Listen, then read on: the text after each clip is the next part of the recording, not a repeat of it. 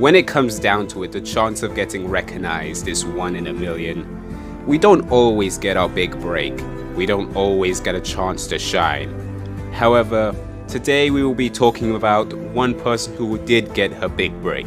One person who was 1 in a million. Today we'll be discussing All the World is a Stage and delving into the archives of Jane Romero. When it comes down to it, much like the Claudette story, this isn't a thrilling story chocked full with action or a shocking, sudden twist of events.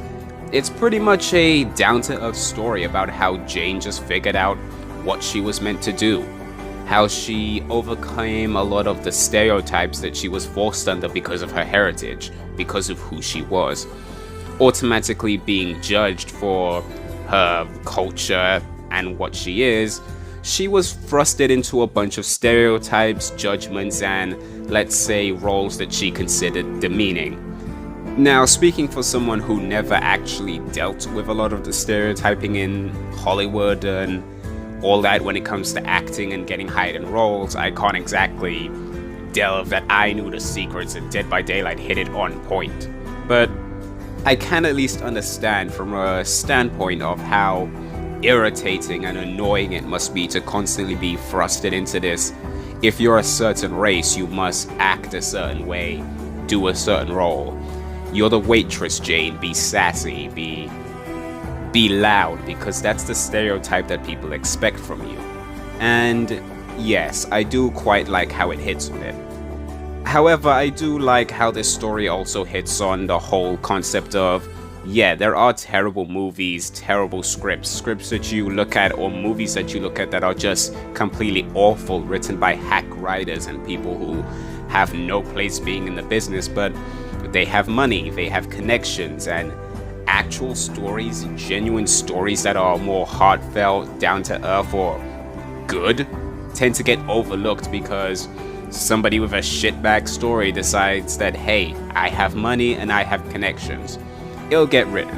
No matter whether I get the go-ahead, the okay, there's going to be someone who's going to fund it.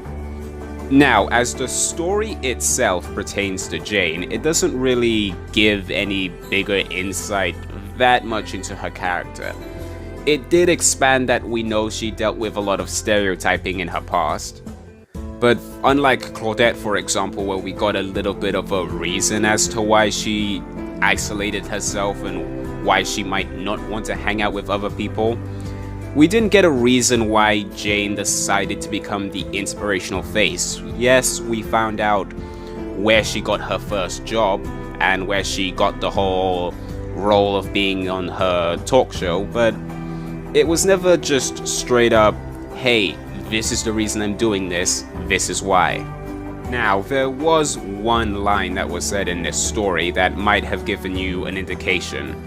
This was when Jane's friend basically said that you need someone who's open, honest, down to earth, what Jane was basically.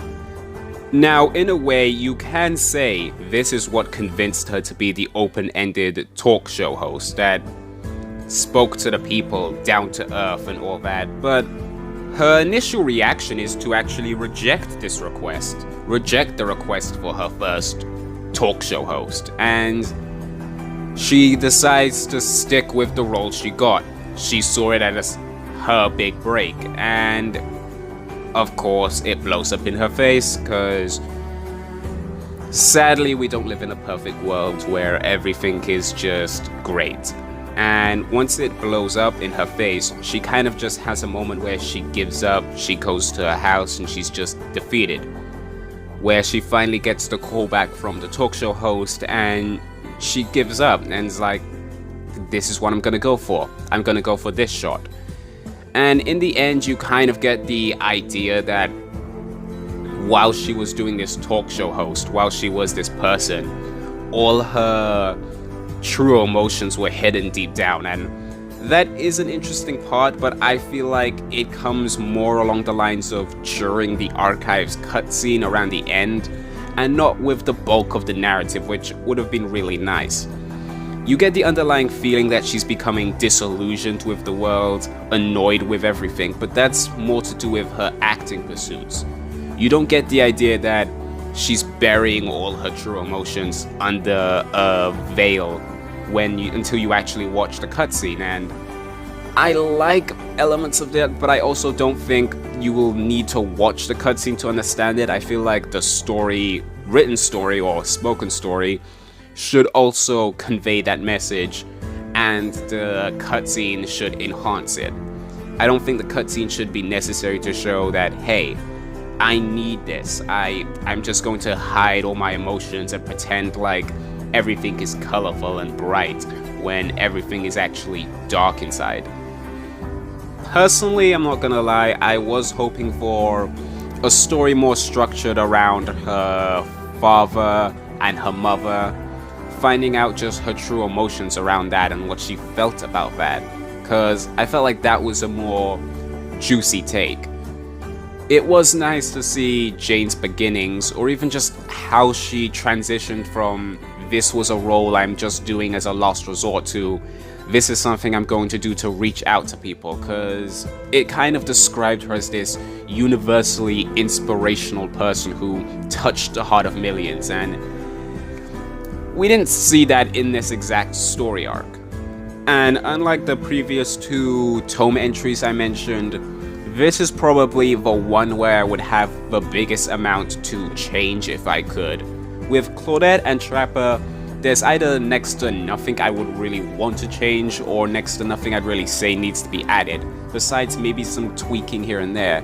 Jane, I feel like, doesn't need to be completely re-scrapped, but needs to add a little bit of extra element. I feel like more focus could have been pulled away from the stereotyping, and more attention could be put into just how she transitioned from that into the talk show host that is this inspirational force.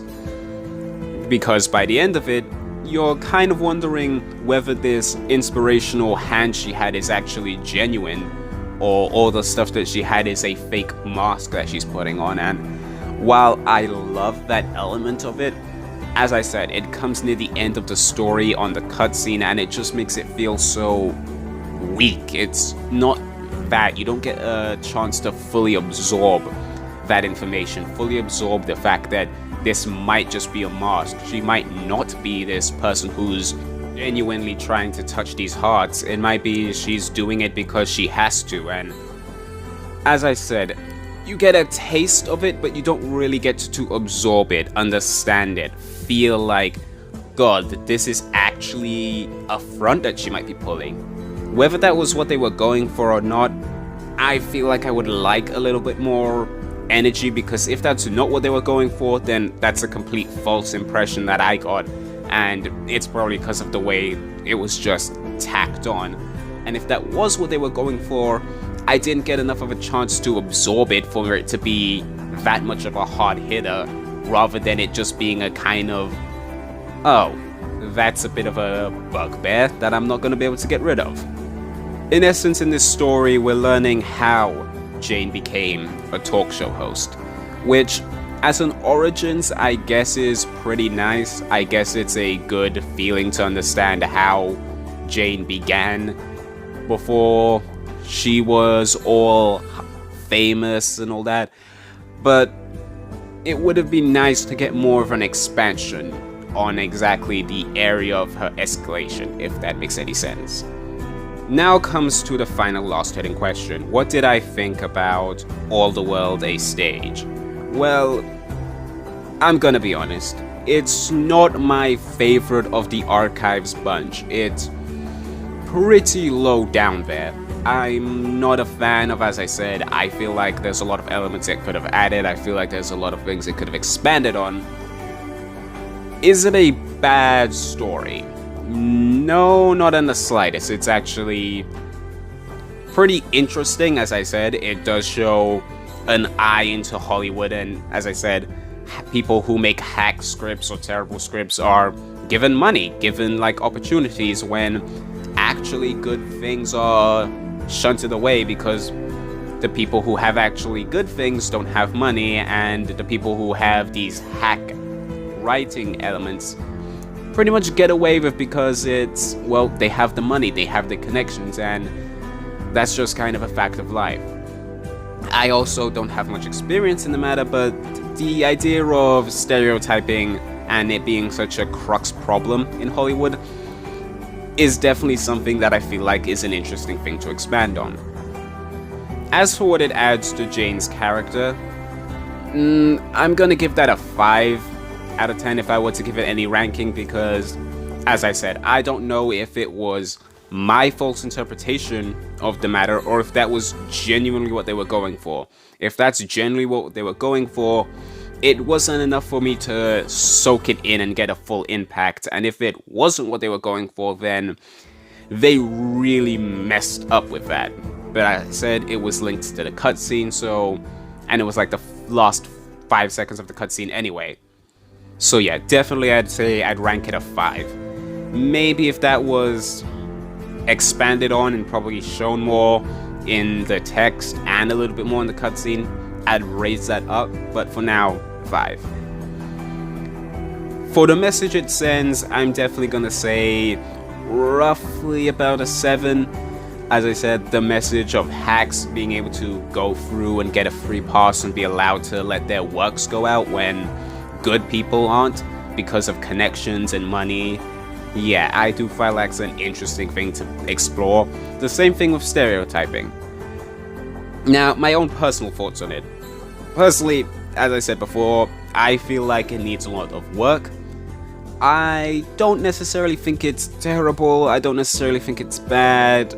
In my opinion, it's not my favorite. It's probably down there, like near the bottom, but it's definitely not the worst. It's just, how do I put this, boring to me. The story is rather boring, not because it's bad, but because it doesn't expand on what really needs to be expanded on. So if I have to give it my personal bias rating, I'd say roughly about a 4, maybe a 5 if I push it. So altogether, if I'd have to group everything up, I'd say the story hits a 6.5 if I'd have to give it any sort of number. Definitely something I'd say needs to be expanded on, and definitely something I would want to talk about if I ever do a series of just describing how I would fix archives. Because the story has potential, it just needs a little bit of room to grow.